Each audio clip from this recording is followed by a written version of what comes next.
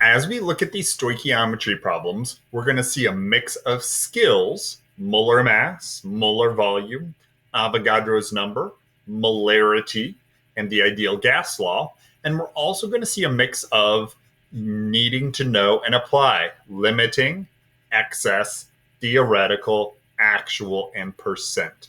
So as we look at a problem, it's important to see what we're asked and maybe what we have to do with that. So starting with a certain amount of NO, a reactant, and a certain amount of H2, the other reactant, find the theoretical volume at STP in liters and the mass of excess reactant left over. So a couple key things that we can figure out by reading the problem. Because it gives us the amount of both reactants, this is a limiting excess problem, meaning I need to do calculations based upon my NO and my H2 to see how much product I can make. We can't just look at which number is bigger or smaller to know the limiting and excess. We can't just look at the coefficients. We can't just look at the molar masses. All of those come into play together to determine what will run out as our reaction goes.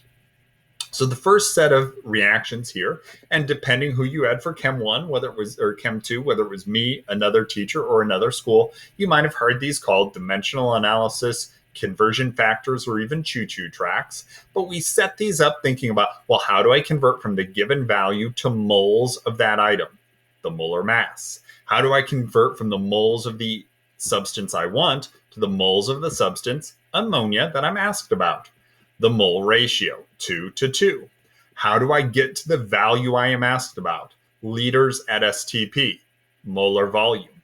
When I divide, multiply, and get to my answer, I then know that if all 86 grams of NO are able to react, I'd get 64 liters of ammonia. For hydrogen, it's a very similar setup: molar mass, mole ratio, and we notice that we're always canceling by putting the number on the bottom. Hopefully we remember that. And as we write our formulas, our units, our numbers as we're doing this, it's really helping us keep track. But we get an answer of 112. If all 25 grams of hydrogen were able to react, we would get 112 liters of nitrogen. The problem is the NO ran out way before that. That's what limiting and excess meant. The NO could only make 60-something liters. So I underlined and bolded this to show that that is our theoretical volume. We had to do 2 calculations to prove it, but that's our theoretical volume. And then down here, I think about, well, I had 25 grams of hydrogen, but I didn't use it all, because if I used it all, I would have over 100 liters, which I did not make. I only made 64. So let's see how many grams of hydrogen would have been used or needed. It's 14.5. I had 25. I used 14. When I subtract those, I figure out that of that 25 grams, 14 was used and 11 was left over. You're always going to have some subtraction here, but the key is careful labeling and understanding of what your numbers mean. This guy should be B. Don't know what happened with the numbering, but I'm sure you can follow along. But what volume of 0.15 molar HCl will completely react with a certain amount of lead nitrate according to the equation? So I've got a 2 to 1 to 1 to 2 ratio. I've got all of that.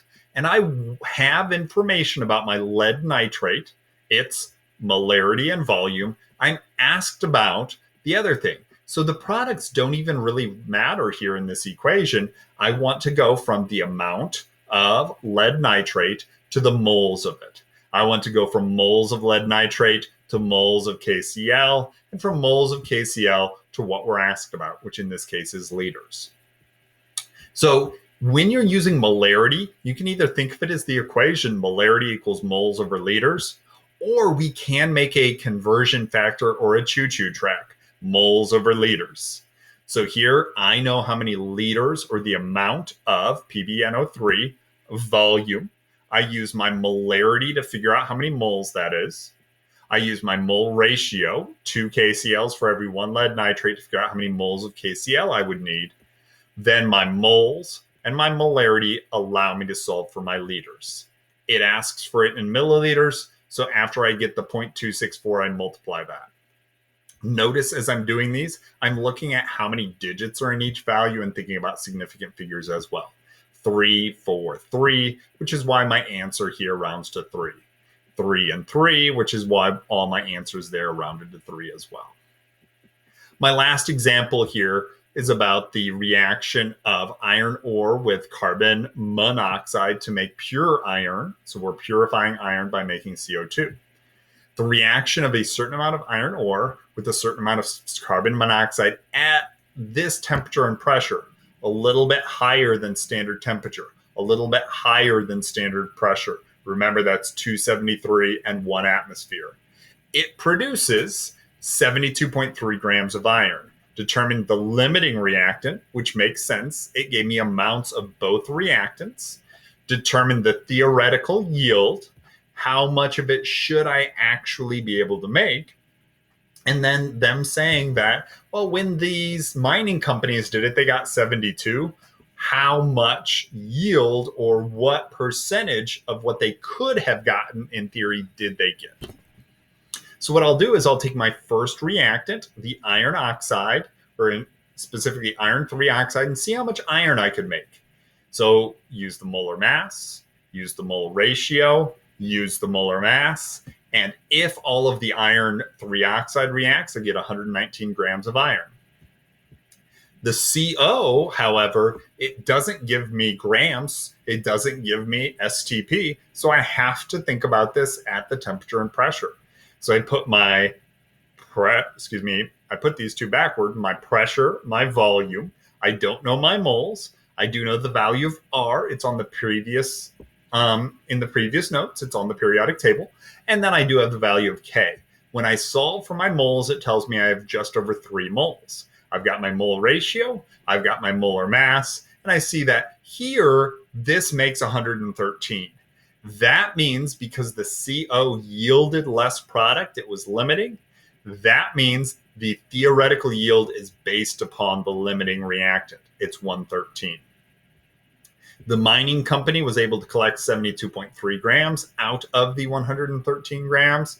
So we've got that. We divide and we get a 64% yield. So each of these uses the skills a little bit differently, but we're always changing amount to moles, moles of what we have to moles of what we're asked about, then trying to end at whatever unit. We're recognizing if it's limiting in excess by if they give us both reactants or not, and we're showing our work carefully with good labels.